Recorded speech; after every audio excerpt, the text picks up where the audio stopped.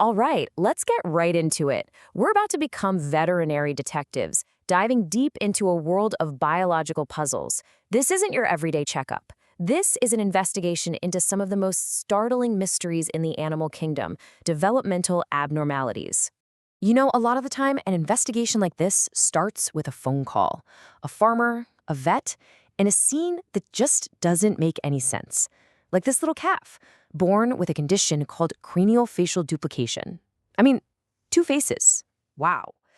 Beyond just the shock, a case like this is an immediate, urgent puzzle that scientists feel they just have to solve. So that's the big question, isn't it? How does the incredibly complex blueprint for life, a process that works perfectly billions of times a day, sometimes go so wrong? That's what we're here to figure out. And to do it, we've got to put on our detective hats.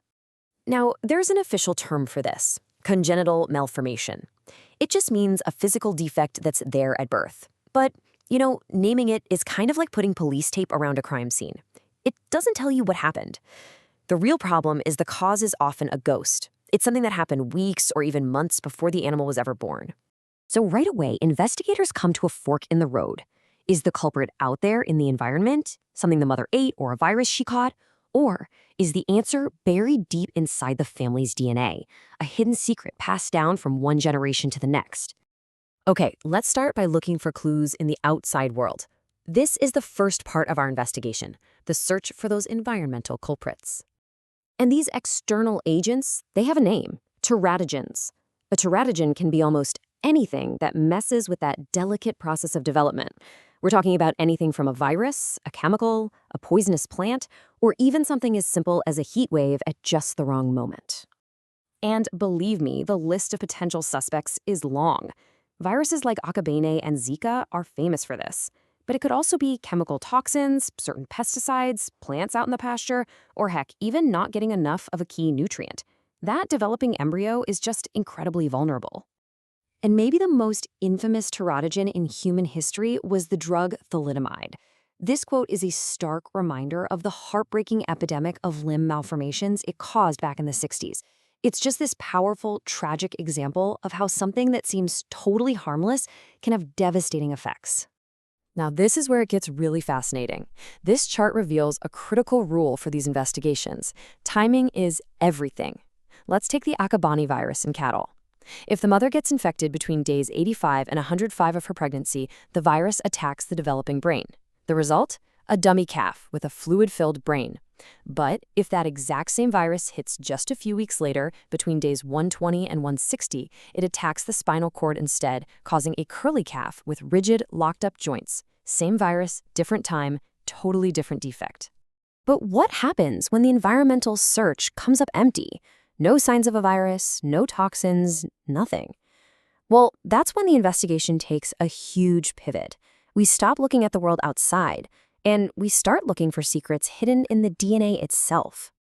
Okay, so when the problem's in the genes, it usually plays out in one of two ways. Dominant mutations are pretty obvious. You only need one copy of that bad gene and the defect shows up. But recessive mutations, those are the real secret agents. An animal needs two copies to have the problem, which means healthy animals can carry it silently for generations. That's why they're the biggest cause of inherited problems in livestock. And here's something that might surprise you. Carrying these hidden mutations isn't weird or rare, it's totally normal. As this quote says, pretty much every single one of us, animal and human, is walking around carrying a few potentially harmful genes. Most of the time, it's no big deal. So, how does a rare hidden gene suddenly cause a huge problem? Well, it's often because of something called the founder effect, which gets supercharged by modern breeding. Here's how it works. You have an elite sire, a prize-winning bull, who just happens to be a silent carrier of a bad recessive gene. Through artificial breeding, his genes get spread to thousands, even tens of thousands of calves all over the world. They're all healthy carriers too. But then, what happens when two of his descendants are mated together? Suddenly, there's a 1 in 4 chance that their calf gets two copies of that hidden gene, and this awful defect appears, seemingly out of thin air. So, we have our two prime suspects, the environment and the genes. How do investigators actually figure out which one is to blame? How do they crack the case? Well, they bring out the whole forensic toolkit. They look at population data. Is this just one weird case, or is it happening all over the country? They do pedigree analysis, which is just a fancy way of saying they build a family tree, looking for a common ancestor.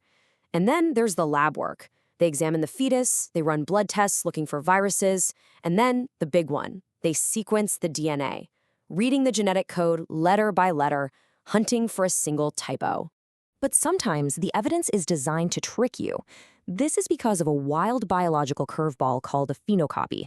That's when something in the environment causes a birth defect that looks exactly like one caused by a genetic mutation. It's the ultimate red herring. It can send an investigation down the completely wrong path. And this slide illustrates the problem perfectly.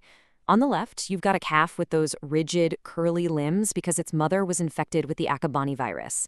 On the right, a calf that looks identical, but its condition was caused by a hidden recessive gene. If you just looked at them, you'd think it was the same thing. Without the full toolkit, you'd never know the causes were totally different. So let's run through a few solved cases. First up, polynelia, which means extra limbs. For years, this just popped up randomly in Angus cattle. Finally, by sequencing DNA, researchers cracked the case. They traced it all back to a single mutation in a gene they now call developmental duplication, or DD. Next case file, the genetic curly calf we just saw. The official name is Arthrogryposis multiplex, or AM. This was a classic phenocopy puzzle. The case was finally solved when geneticists found the gene responsible, which led to a DNA test so breeders can now find those silent carriers. And then there's neuropathic hydrocephalus, which has the terrible nickname waterhead. This was another recessive genetic defect that was causing major problems in Angus cattle. The calf's head fills with so much fluid that a natural birth becomes impossible. Finding the gene behind this was absolutely critical. And finally, one of the most famous examples, the bulldog calf in Dexter cattle. See, Dexters are popular because they're small and have short legs. Well, it turns out that desirable short-legged look is caused by having one copy of a mutated gene. But if a calf gets two copies of that gene, the result is the severely malformed, non-viable bulldog calf. It's a tragic irony where the very gene that makes the breed popular is also linked to a lethal disorder. So, after seeing all these cases, you might be thinking, okay, this is pretty fascinating for vets and farmers, but why does it matter to the rest of us? Well, it matters a whole lot, because the basic biology we're talking about is shared. Get this, even with all of our amazing medical technology, we still don't know the cause for about 65 to 70% of human congenital disorders. These animal cases give us perfect models to study rare human diseases.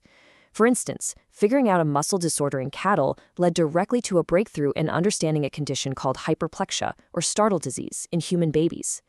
When we solve these puzzles in animals, we're really just learning the fundamental rules of development for all mammals, including us. And that really leaves us with one last thought. Every time one of these veterinary detectives cracks a case, whether they trace it to a virus, a plant, or a single typo in the genetic code, they're doing more than just helping an animal. They are shining a light on the incredibly fragile, complex, and beautiful process of how life gets built. So the real question is, by solving these animal mysteries, what secrets might we be unlocking about our own DNA?